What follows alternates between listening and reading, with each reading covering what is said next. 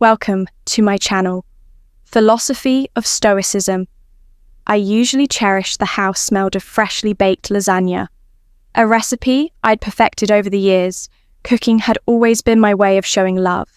Something warm, something familiar. I busied myself in the kitchen, setting the table with our best dinnerware and lighting candles that flickered softly against the cream walls of our dining room. Hello. Everyone, today I want to share with you an important truth that every man needs to understand in order to build respect from women. Immediately during my research on female psychology and the factors that drive attraction, I came across a saying that made me rethink everything.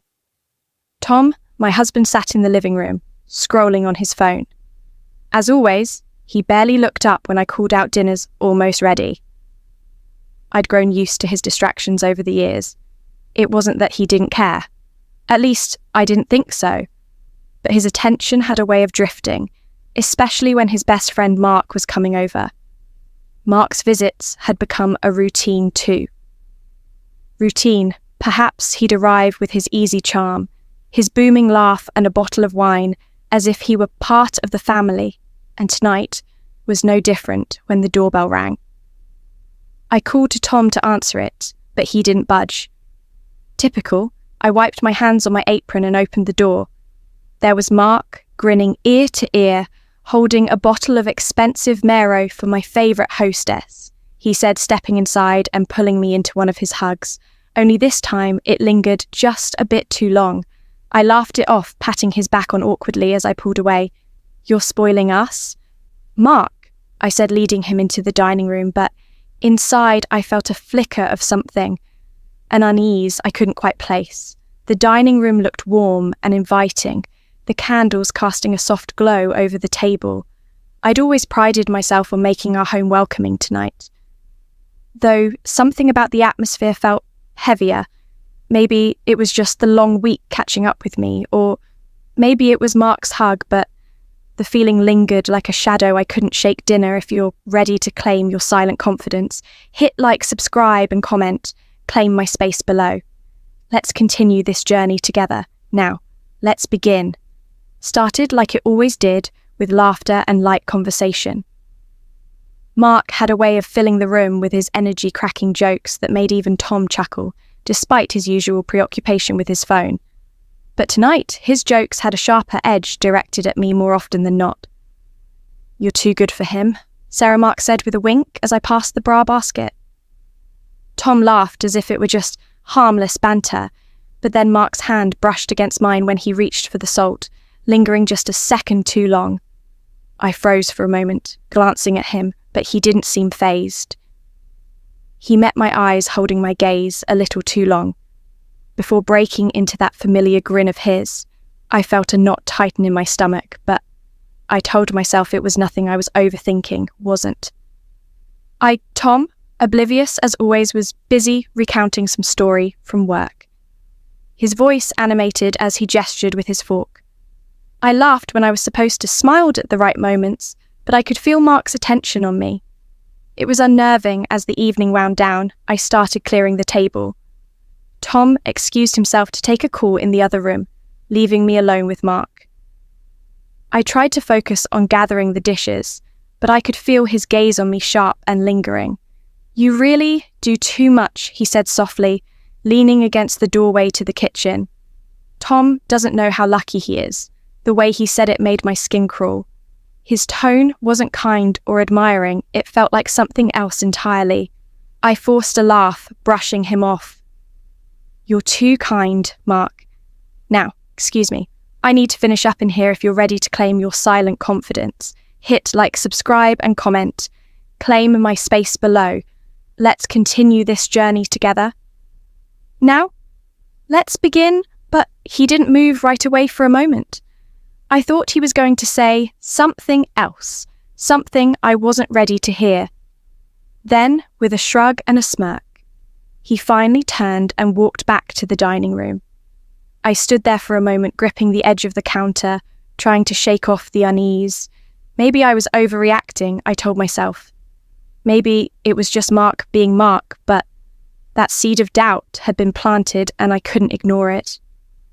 Not anymore. That night after dinner, I found myself alone in the kitchen, clearing the plates and tidying up.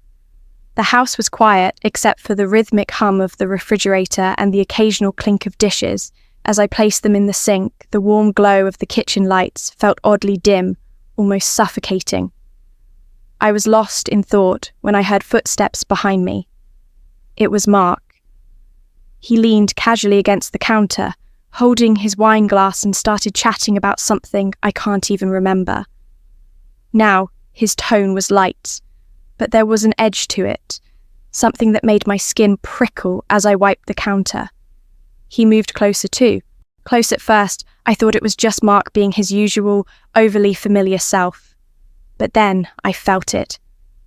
His hand brushed against my waist, deliberate and slow. My breath caught in my throat as his touch lingered before sliding lower. I froze, every nerve in my body screaming, unable to process what was happening. My heart pounded in my ears as he muttered almost casually, "I couldn't help myself, you're too beautiful." The words felt like a slap, jolting me back to reality. I stepped back, my voice trembling as I managed to stammer, "Mark, what are you doing?" He didn't even flinch. Instead, he smirked that same cocky grin I'd seen 1,000 times before and said, "Relax. Sarah, it's just a joke. Don't overreact, a joke." My mind raced. This wasn't a joke. This was something far darker, something that shattered the trust I'd placed in him for years. Without another word, I stumbled out of the kitchen, my hands shaking, my mind spinning with disbelief and fear. Sitting alone in the bedroom later that night, I tried to make sense of what had just happened. My thoughts drifted to the years I'd known Mark, years of shared dinners, vacations, and late-night laughter with him and Tom. Mark had always been part of our lives, part of our family. Almost he and Tom had been inseparable since college. Tom used to call him his brother from another mother. I trusted him, we all did, but as I sat there, I began to replay moments I'd brushed off before, like the time Mark complimented a dress I wore to a party, his eyes lingering a little too long, or the time he joked about how lucky Tom was to have me. His tone just a bit too serious. Even the way he hugged me, sometimes tight and lingering, felt different now, tainted. I thought back to that day at the beach when he made a comment about how I looked in my swimsuit. Tom had laughed it off, and so had I. But now those moments didn't feel harmless anymore. Had I been blind, or worse, had I known deep down but chosen to ignore it? I couldn't shake the gnawing question.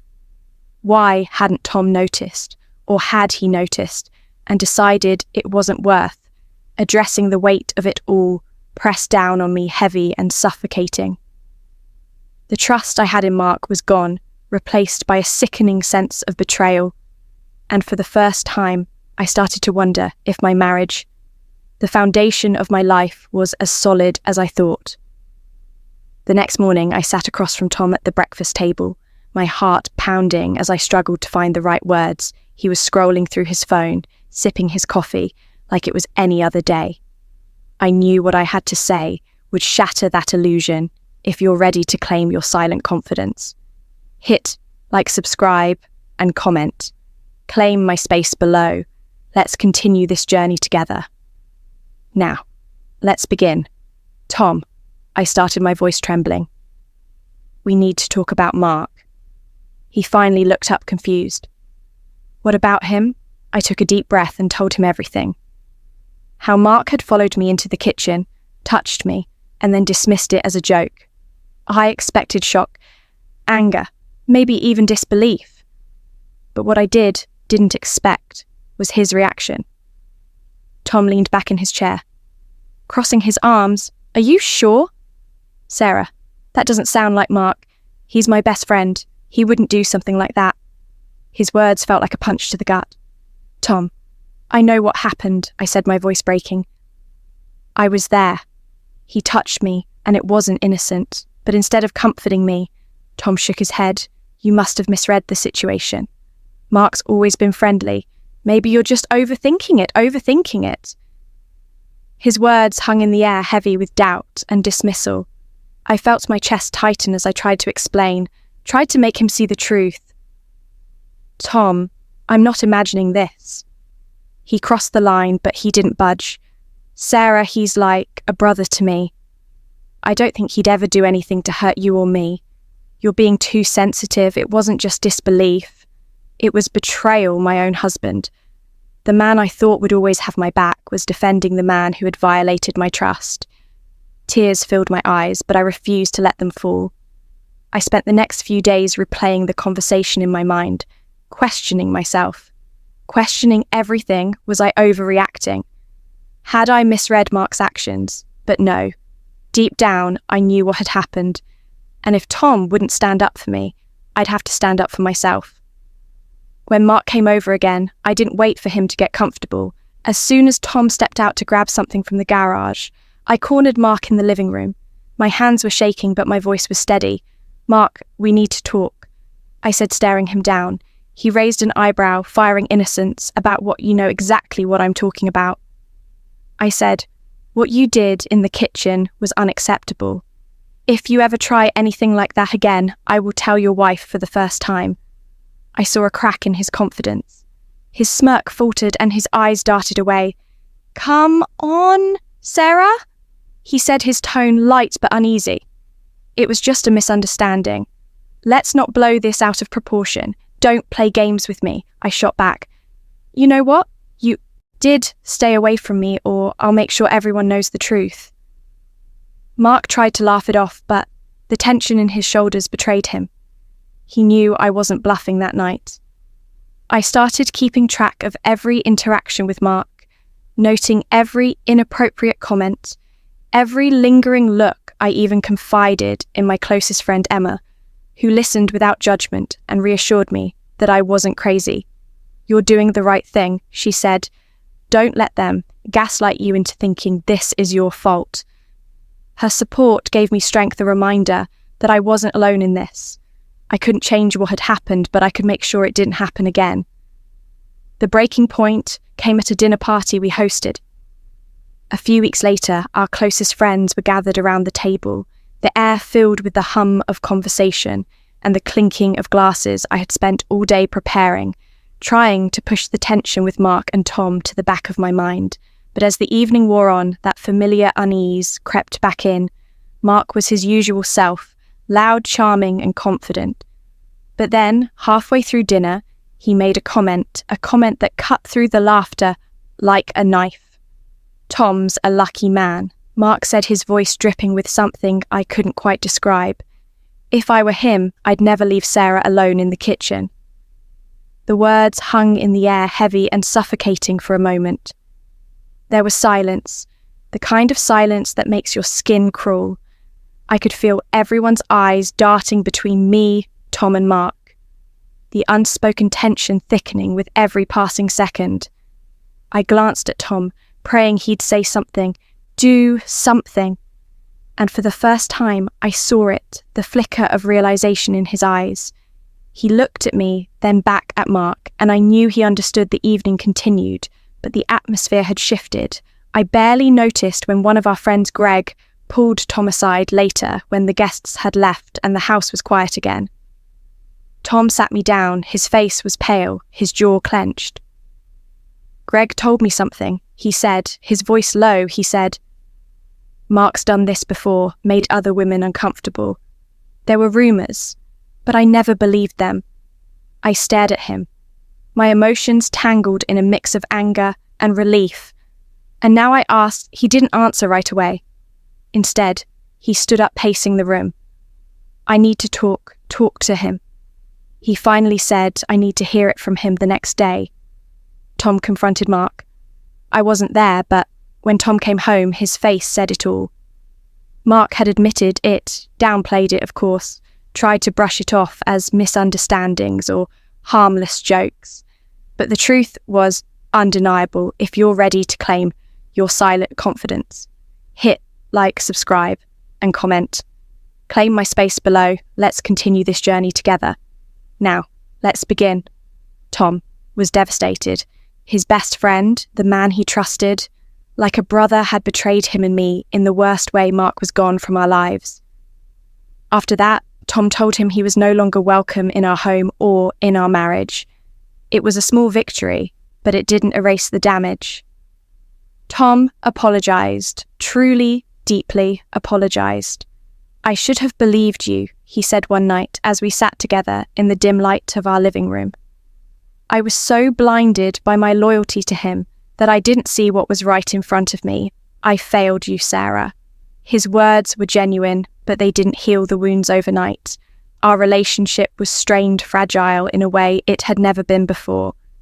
We decided to go to couple therapy, a step I wasn't sure I wanted to take at first, but one that turned out to be necessary. Through those sessions, we started to rebuild. Slowly, piece by piece, trust began to grow. Again, it wasn't easy, and some days it felt impossible. But we kept going. As for me, I learned something important. Through all of this, something I carry with me now. Every day, I learn to trust my instincts to speak up. Even when it feels like no one will listen, looking back. I know this experience changed me. It hardened me in some ways, but it also made me stronger. I'm no longer afraid to stand up for myself, to demand respect and accountability to anyone listening to my story.